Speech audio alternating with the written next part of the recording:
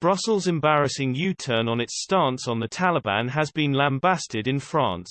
EU's chief diplomat Joseph Borrell said on Tuesday that the bloc will only cooperate with the Taliban if they respect fundamental rights, including those of women, and prevent the use of Afghanistan's territory by terrorists. He told a news conference, "The Taliban have won the war, so we will have to talk with them."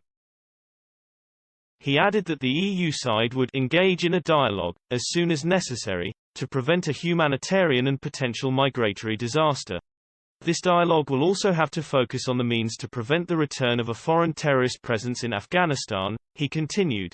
Mr. Borrell outlined the EU's stance in a statement after an emergency meeting of European Union foreign ministers to discuss the Taliban's quick seizure of the Afghan capital Kabul. He continued, "I haven't said that we are going to recognize the Taliban. I just said that we have to talk with them for everything, even to try to protect women and girls. Even for that, you have to get in touch with them." But until a few days ago the EU Foreign Affairs Chief was threatening the Taliban with non-recognition, isolation and lack of international support. The contrasting position was highlighted by Generation Frexit leader Charles-Henri Gallois, who warned Brussels runs the risk of not being taken seriously by its international allies. He wrote, "The negotiating power of the European Union.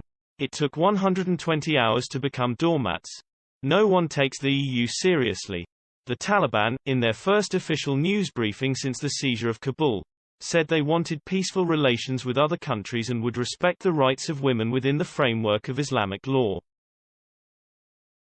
Their announcement, short on details but suggesting a softer line than during their rule 20 years ago, was made as the United States and Western allies evacuated diplomats and civilians the day after scenes of chaos at Kabul airport as Afghans thronged the airfield.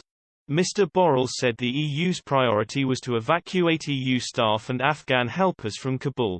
He put the number of locals who have been working for the EU at almost 400, their families included.